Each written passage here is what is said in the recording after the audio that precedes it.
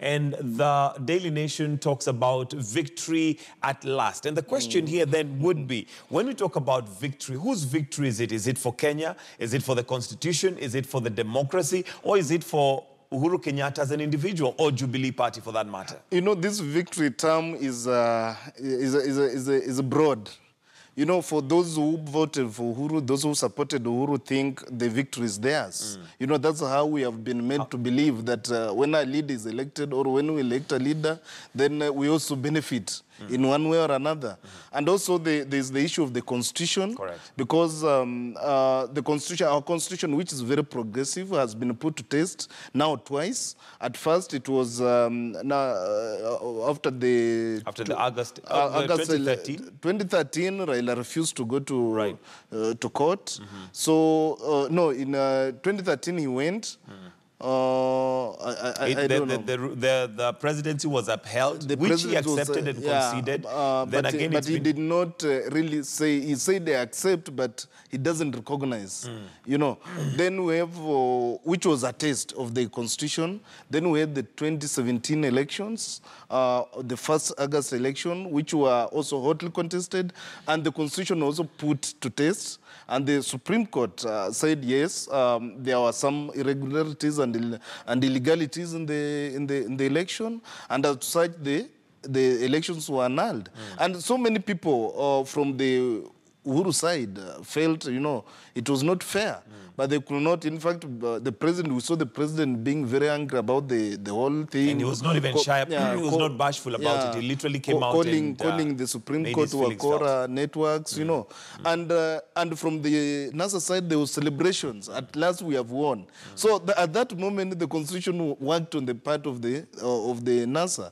But this time around, now it feels like the things did not work well the way they expected. And what we are seeing is the continued radicalization and incitement of the population, especially young people. Because we are meant to believe that when a politician or somebody, a leader, is at the helm of the presidency, then there's that trickle effect. But if we leave that kind of narrative to go on, we are going to see a country that is badly divided, and it will take time to unite the country as one. All right. You know, there are differences that we try to avoid, like issues of ethnicity, issues of, you know, tribal, which has entrenched so much in our society.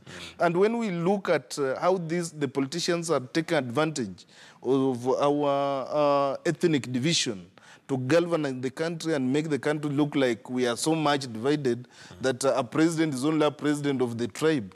Let Kenyans take advantage of the devolved units. Let governors try to make sure that they develop their unit, their counties. Correct. So that no section of the country feel marginalized and left behind in the governance. All right, and well, we'll wait and see how this is going to pan out. And, you know, they've said that it's Afro-politics, you know, like Afro-cinema.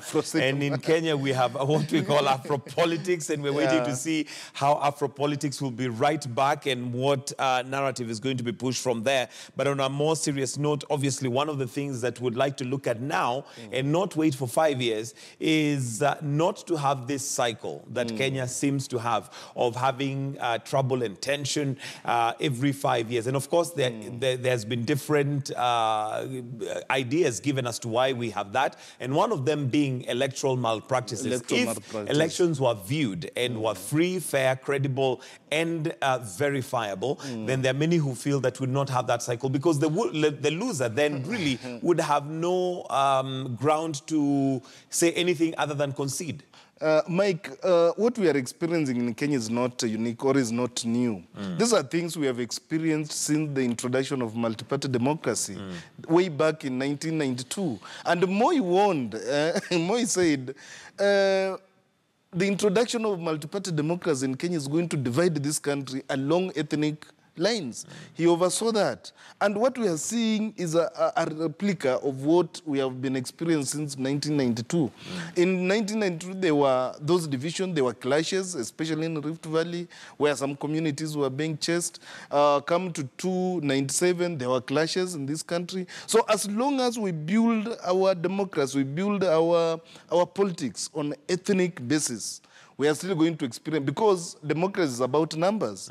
And there's no problem with me voting for my person from my community. You know, we start from that level of structure before we become nationals. You can't be a nationalist before you are from your ethnic group. So, but politicians take advantage of this to bring and to sow a seed of negative ethnicity. That I look at you, Mike, as somebody who is always opposing me, other than looking at you as somebody who is trying to build or to exercise your democratic right. Because we don't have a school in this country that teaches people, democrats, on how to go and vote and don't vote for a person from your community. You exercise that and you vote freely. But we have taken that as part of our society. So you realize that when I go to vote, I vote basing on what I believe in and think that the person I vote for is going to bring change to me. And it starts from the village level. You know, you start campaigning, people will tell you, from that home of so-and-so, from that village of so-and-so. You know, it starts from the clan. And, you know, it makes it very difficult for democracy to thrive.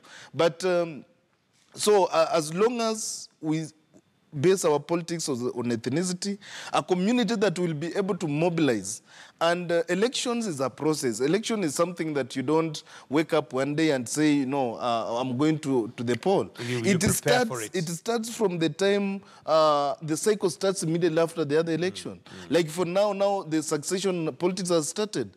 People are now talking about the 2022. Who will be there and who will not be there, who will win, who will not win. So those who are interested and want to be very strong candidates have started mobilizing. And by the time the Electoral Commission is going to announce for the registration of voters, people need to start mobilizing people to vote. Absolutely. And when people to register, and at the time of voting, you need to mobilize people to turn out in large numbers and go to vote. I saw in central part of this country, people is like they have this political awareness or democratic awareness. People mobilize, they give each other incentives to go, you know, there's that purpose to go and vote, to register. Pick others from hospital, But you know, in the opposition stronghold, people are left on their own. And given the voter apathy that we have in this country, then, you know, it makes it very difficult for people to go register and vote. All right. Well, that's basically what we have on the headlines. And, of course, that's going to be part of our debate this morning as we look at the political point and ask the question after victory, this victory, and depending on which side you're looking at it from, what victory is all about. But let's go.